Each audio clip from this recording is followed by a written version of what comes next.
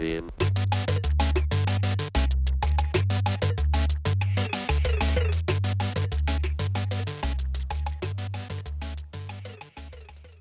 네, 안녕하세요. 저는 더콰이엇리프 매거진의 김진엽이라고 합니다. 반갑습니다. 오늘 저희 멋진 렛츠플로피 3.0 행사에 와주셔서 너무 감사하고요. 저희 토크를 들어주시러 오셔서 또 너무 감사하고요. 저는 스케이트보드 매거진을 만들지만 스케이트보드 문화는 또 컬처적으로 패션이랑 아트랑 이런 거 다 포함되어 있기 때문에 저는 오늘 모더레이터로 주제가 빈티지, 일본의 빈티지 패션 그리고 빈티지 시장의 그런 컬처가 90년대 하라주쿠 컬처가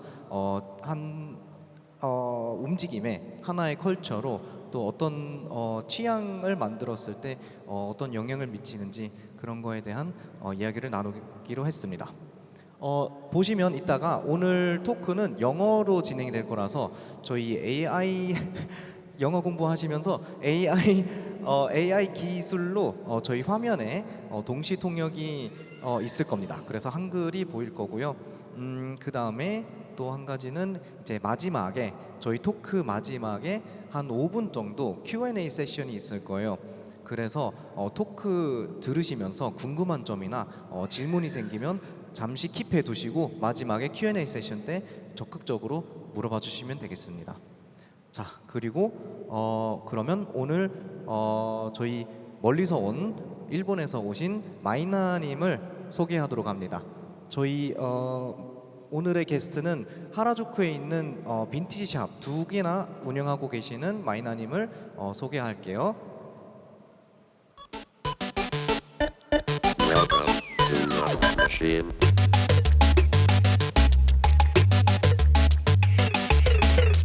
Hi.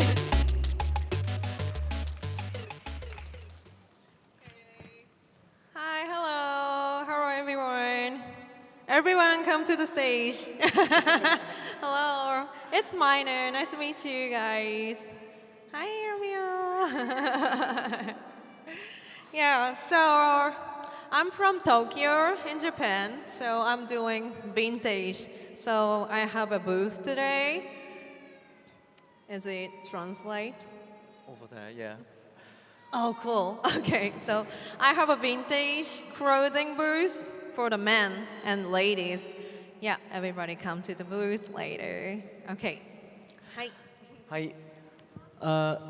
그럼 이제부터 영어로 할게요. So we are starting our talk, and we have about 30 minutes. That should give us enough time.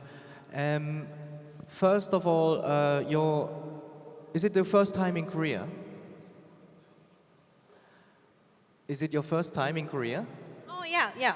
First Yeah. time in Korea, yes. And we're very excited to have you here.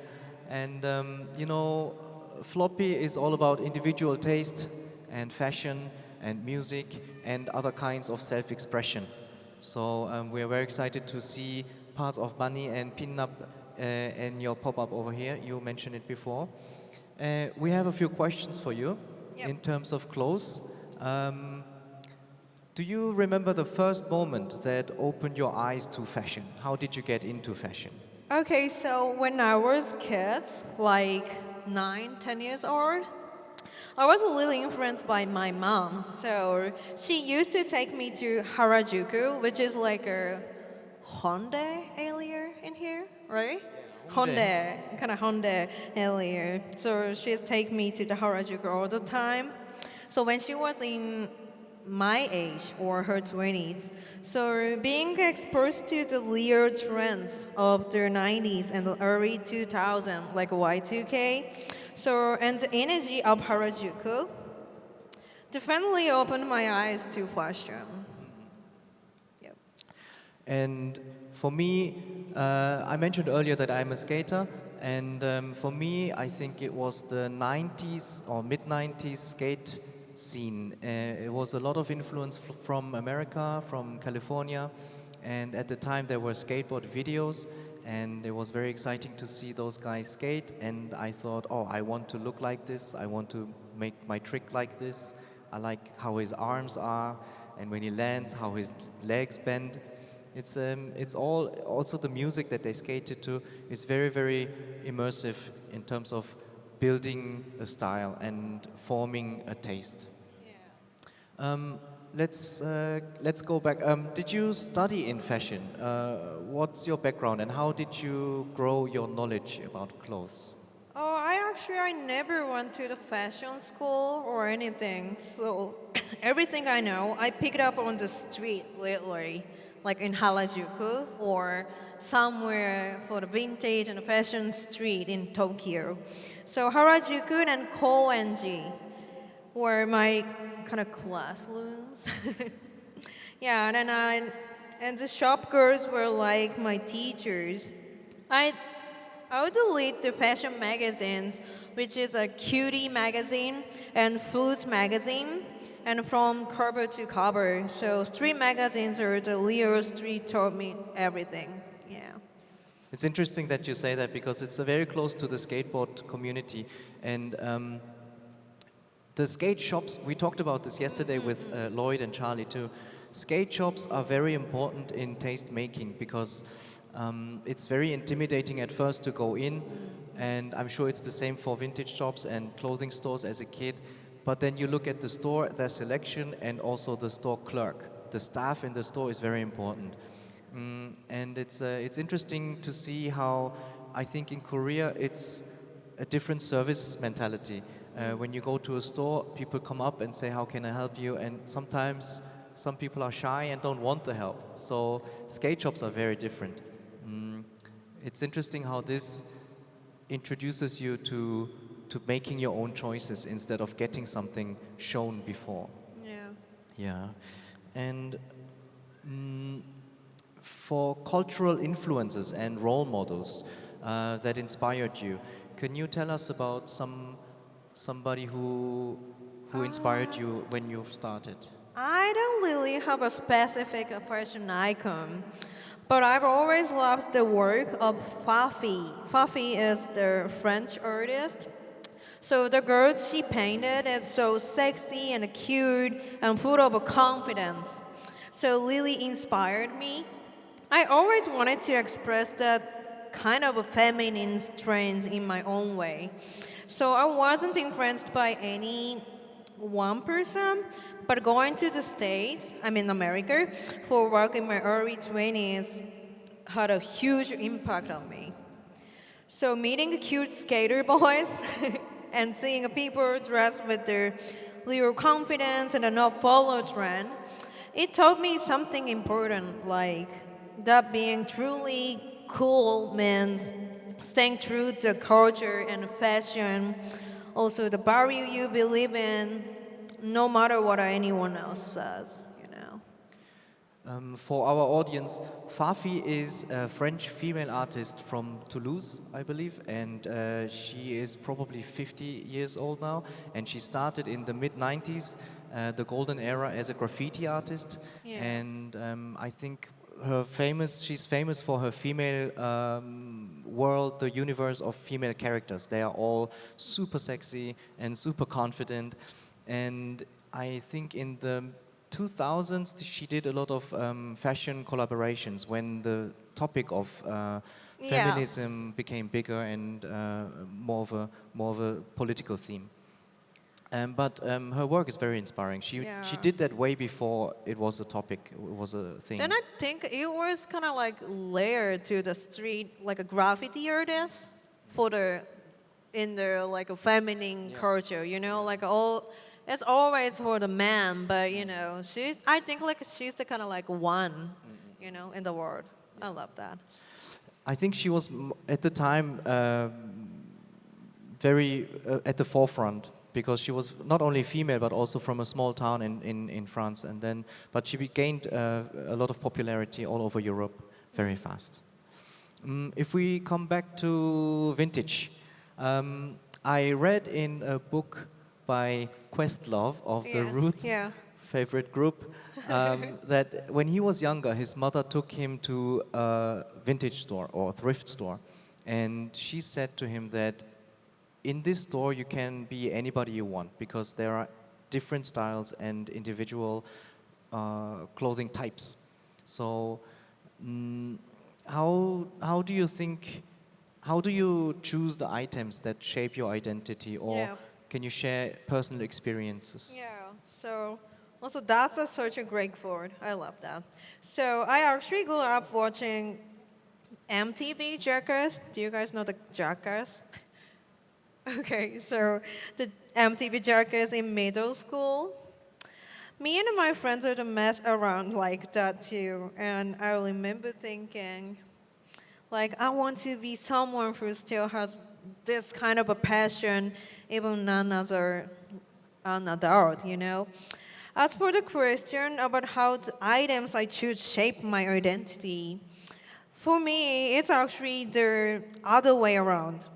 So it's my identity that decide what I choose. So when I want to express who I am, or when I think about how I want girls to feel when they wear something, the feelings, the intention is what guide my selection. So my passion always comes first, and the cross forwards.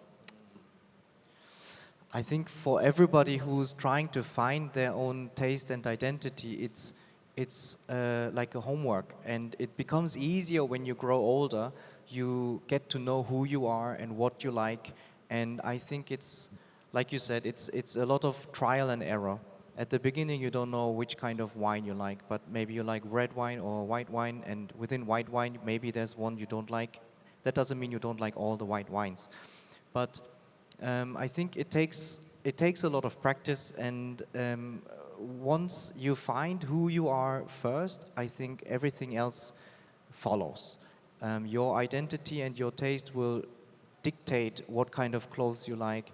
And as an example, a lot of skaters, when they're young, they try to buy expensive skate brand clothes, and then they wear them, but it looks a little off. And then later, when you actually skate and you are into the culture and you believe in what you do, you radiate that energy. And then you can wear a vintage pants and whatever shirt, and you still look like a skater. Maybe even more than when you're wearing a skate brand. So it's not only an outer appearance thing when we talk about fashion, I think. I feel like I talk too much. Yeah, no, it's okay. So you curate original vintage clothes Yep. and also mix them with old school items. Do you have any rules, or do you have any criteria when you pick? I don't really have any fixed rules, but one thing I always ask myself is, do I feel comfortable? Am I expressing myself honestly in these clothing? That's the key. Yeah, in my 20s, I wore full vintage looks, like a skate shoes, platform boots, whatever felt right, you know. But now that I'm in my 30s and as a mom, I feel like I've grown as a person. I've gained a sense of a balance, calm, and confidence in my good way. So I strict rack and wear ton of vintage T-shirts that reflect culture and who I am, like a Jackass T-shirts or some really cool skate T-shirts, Disney characters, like anything. But they are always important to me. So, but now I also care about the mixing in the sense of ease, elegance, and clarity.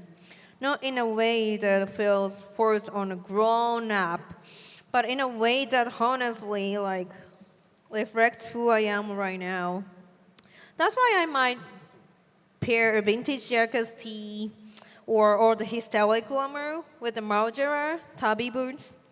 To someone else, it might sound mismatched, like a kind of crazy outfit, but on me, it just works. And it's not about the trend. It's about describing myself, though, what I wear. Yeah. So this is something we talked about just earlier.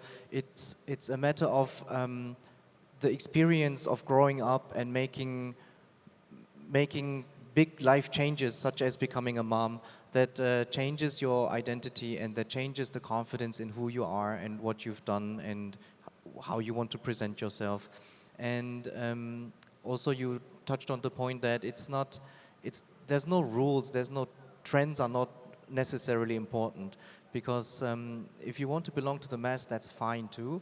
But if you want to stand out and have a bit of a character, a bit of an attitude, I think that's also up to you. It's a choice that you make, and sometimes it takes time to grow and fertilize this choice and character. Let's talk about your shops. You have 2 shops, is that correct? 2 shops in Harajuku in the same street. Same street. Yeah. And by the way, yesterday you said that New Jeans, they also visited your shops. Oh, and, yeah. Yeah, very exciting. And the shops are called Banny and Pinnap. Yes, 2 And shops. there are 2 shops, and please tell us how they are different and maybe what kind of character they have. Yeah, so that's kind of funny question though. I would say pinup is like a girl who's living her little life with the both sweetness and the strange. Like she gets a butterflies when she on a date, and she loves dressing up in the cute dresses.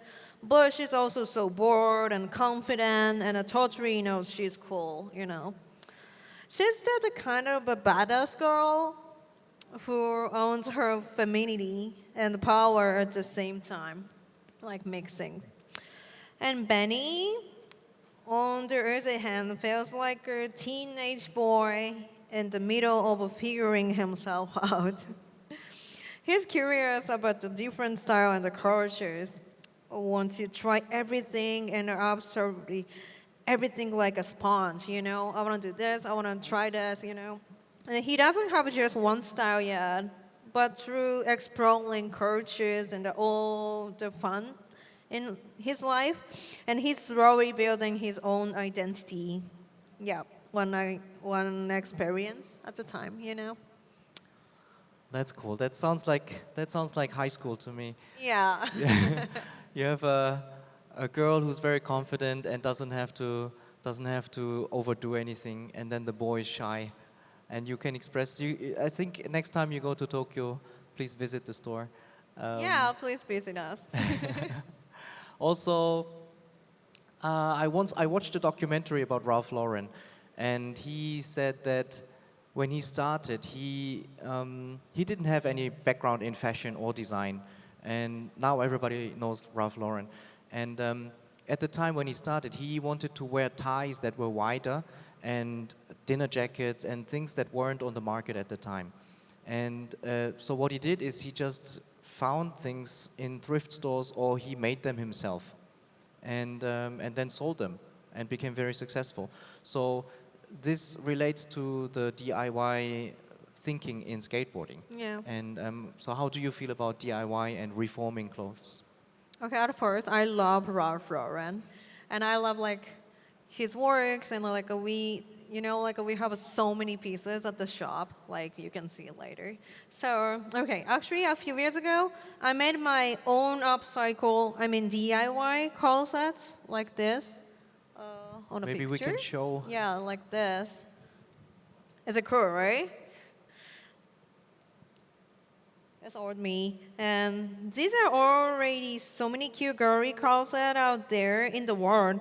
But I kept asking myself, why are they always covered in the lace or frills and pink on a white, I felt like none of them really expressed me. So I took something close to my roots, vintage t-shirts and sweatshirts, and had a professional tailor construct them into call sets that are super comfortable and make any girl look sexy and playful.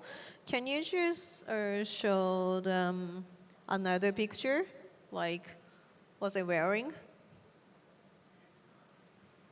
저기 콜세트 입고 있는 사진 한 번 더 보여주실 수 있을까요? Oh yeah, this one. Yeah. This is, sometimes a piece might be the wrong size or not quite your style, but when you upcycle it, I think it's transforming into something one of a kind that only you can pull off. I'm a huge supporter of the kind of like this creativity. I actually like so many young people like are trying to make some their own clothing from the vintage. You know, it's so like it's kind of like sound cheap but sustainable. You know, and yeah. And this summer, I'm planning to release these corsets at the Pinup in Tokyo. So yeah, just check it out. So if you're around, like please come and buy check. And actually, some of the girls from New Jeans, her name is Minji. New Jeans really liked these corsets too. They even brought their few when they were in Tokyo last year. Yeah. So we talked briefly about DIY before, which, if, in case you don't know, stands for do it yourself. And now we're talking about upcycling, and which is different from recycling, right? So when you upcycle, you take something that's already there and then you form it into something new, and you breathe new life in it with a more value, an added value to it. And in this case, Maina created corsets that are more comfortable than existing corsets, kind of like Ralph Lauren did. And I think it's also because these brands, they don't have corsets in their repertoire. So it's pure creation, and I think this is very important in the fashion world.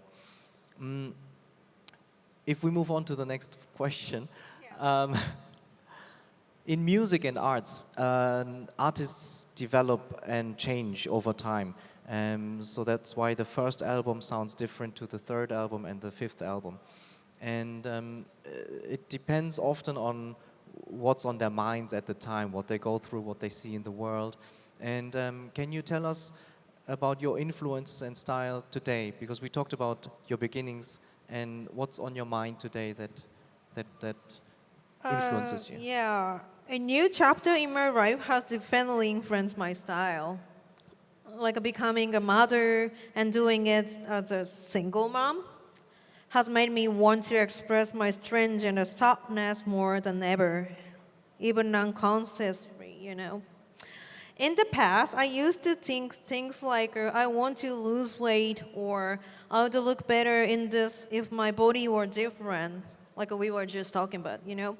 But after giving birth, I finally started to recognize my true beauty, you know. Now I see my soft belly and my white hips and even my freckles as a part of my story in my life, you know. They feel like aging marks on the vintage clothing. Not the same, you know. Something that adds character and my history. I no longer feel the need to overstyle or dress up just to impress. These days, I'm more interested in letting my true self naturally come through in the way I dress, you know. So personal experience should be at the forefront of everything you do. And in Maina's case, it's being a single mom and experiencing all these things. They made her realize who she really is and the beauty that she possesses already, instead of dressing to impress, which was always an important thing. And she said that the freckles and the characteristics of her body are like the comparable to the flaws and wrinkles in a vintage item of clothing, which I think is really cool.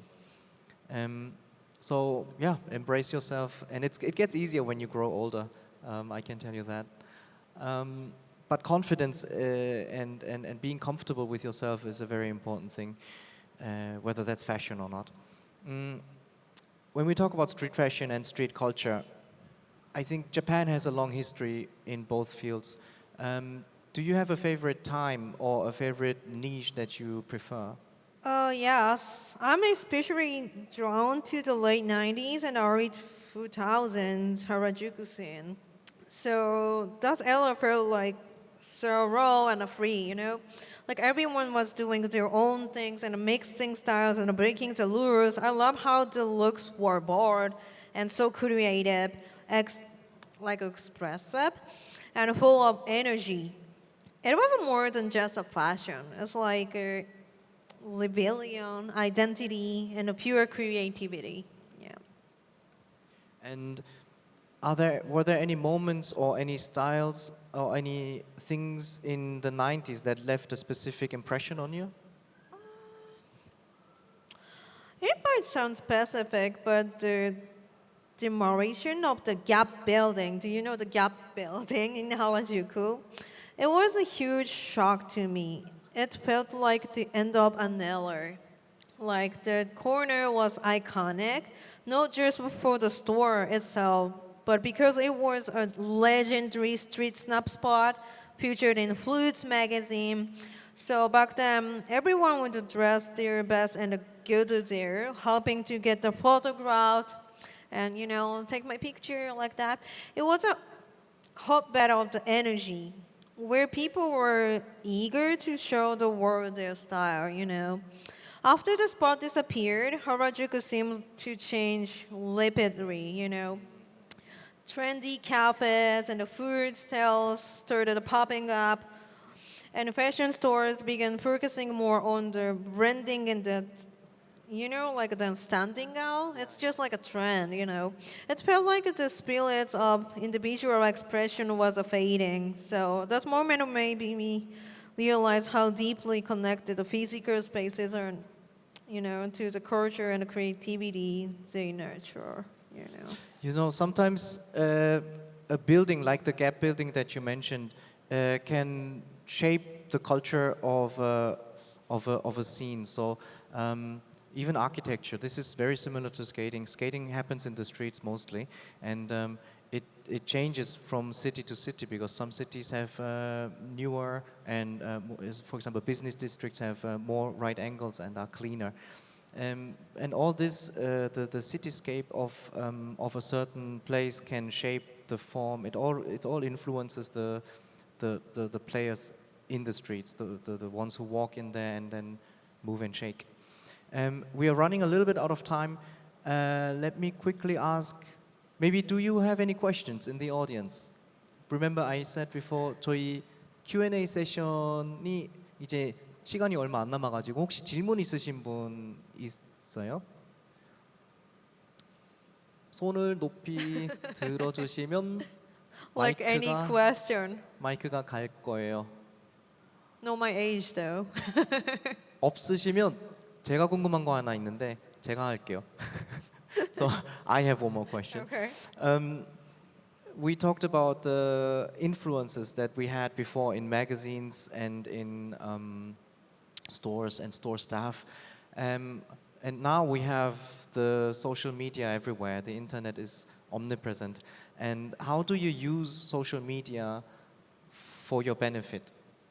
Okay, so I've always loved using a social media to express myself. When I was in middle school, blogs were the big things. So I used to love writing and sharing my stories online, and I still love it. And seeing the people reaction is kind of energy. Now it's all about the video, like YouTube and a TikTok or the mainstream. Instagram is still important, and it's been such a powerful tool for the business. It allows us to show people around the world what kind of a place Pinup or Banny or myself, who works there and what kind of energy we have. All from just on a phone in Tokyo. So by sharing our voices and a movement, we can create a real connection and inspiration. I think it's amazing how social media helps us stay close with so many people online from there, like foreign, like here. Yeah.